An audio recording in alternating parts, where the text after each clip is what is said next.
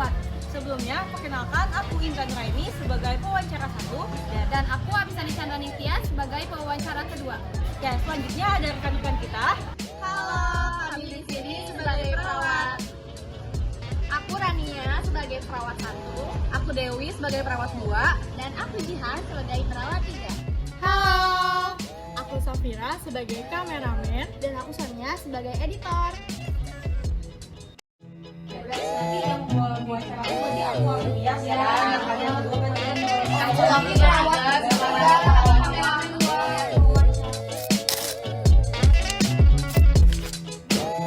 Halo guys, kenalin aku Intan Raini dan Aku Apisani Candraning Tias. kami di sini mau mewawancarai para perawat terkait. Pengetahuan dan praktik penggunaan APD pada perawat. Oke, langsung aja, let's go.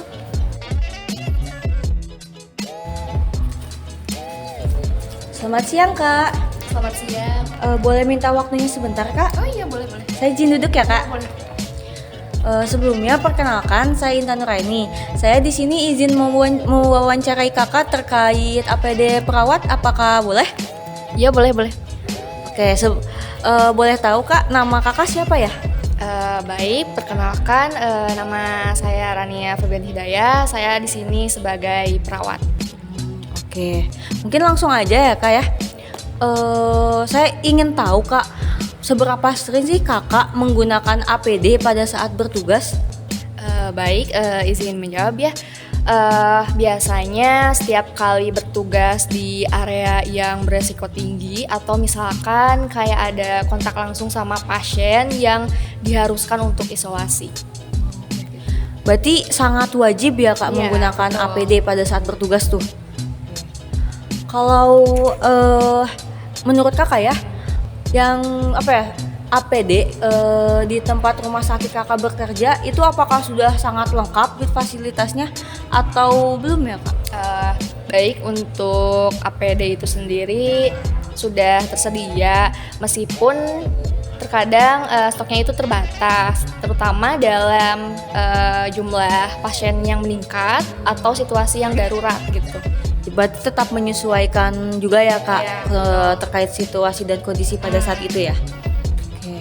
Menurut kakak seberapa penting penggunaan APD dalam pengendalian risiko ketiga kak? Baik, mungkin untuk APD itu sangat penting ya karena untuk perlindungan utama untuk mengurangi resiko infeksi dan juga itu memastikan lingkungan kerja aman bagi tenaga medis dan semua pasien yang ada di rumah sakit. Oh baik. Berarti itu tuh sebagai pelindung juga ya kak ya? Iya, betul. Agar perawat ataupun pasien itu terhindar dari terkena infeksi. Betul. Kak mau tanya, kalau seandainya ya ada perawat yang tidak memakai APD pada saat bertugas, itu tuh apakah ada sanksinya kak atau dibiarkan biasa aja gitu? Itu gimana ya kak? Baik, mungkin untuk tegurannya itu sendiri biasanya sanksi hingga pelaporan terhadap atasan jika ada yang tidak mematuhi aturan APD gitu. Terus itu juga biasanya berpengaruh terhadap penilaian kinerja seperti itu. Berarti betul-betul wajib ya kak ya?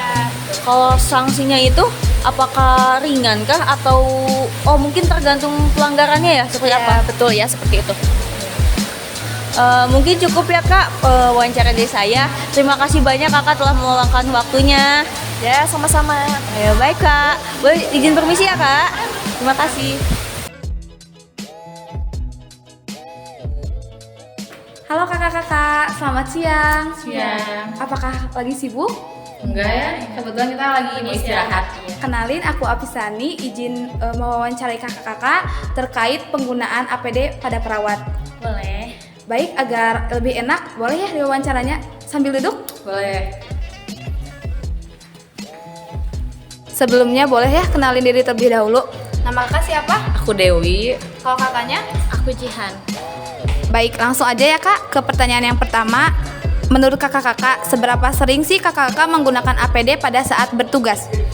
Sering banget ya, apalagi kalau misalkan kita lagi bertugas di area yang memiliki resiko tinggi ataupun kontak langsung sama pasien. Kalau menurut kakaknya? Iya betul banget ya, sama seperti kakak yang tadi bahwa APD itu sering digunakan di area yang infeksinya tinggi juga yang terdapat rawan infeksi. Oke, baik. Berarti sering banget ya menggunakan APD pada saat bertugas. Oke, menurut kakak-kakak, APD yang tersedia di rumah sakit ini apakah sudah lengkap?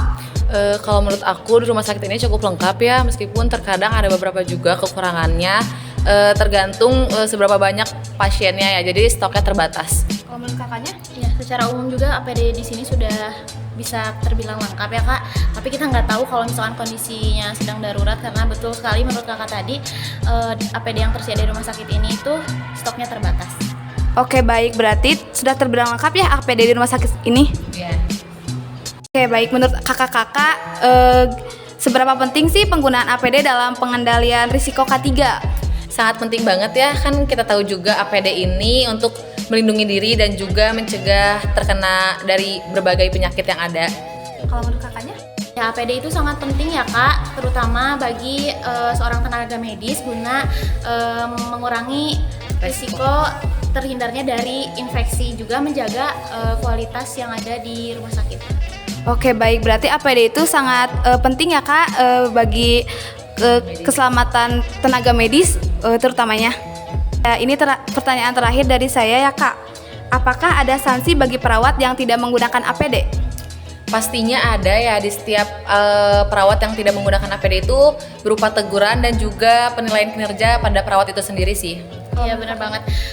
Juga ada ini laporan kepada atasan kita guna untuk menegur perawat yang ada, karena kita ini sangat mementingkan kedisiplinan untuk rumah sakit yang ada. Oke, baik. Berarti cukup baik ya rumah sakit ini mementingkan kedisiplinannya lebih tinggi gitu. Ya. Mungkin cukup sekian ya kak wawancara dari saya. Selamat menjalankan aktivitas kembali. Terima kasih atas partisipasinya. Iya, sama-sama. Mari kak. Iya kak. Oke, tadi kita udah mewawancarai beberapa narasumber nih, tentunya dari para perawat. Dan kesimpulan yang kita dapat, ternyata APD itu sangat amat penting digunakan bagi para perawat ketika bertugas, ya nggak? Nah, betul sekali. APD juga merupakan alat pelindung diri bagi perawat tersebut agar terhindar dari berbagai risiko penyakit yang ada di sekitarnya. Betul. Mungkin gitu aja dari kita. Sekian, thanks for watching. Bye-bye. Bye.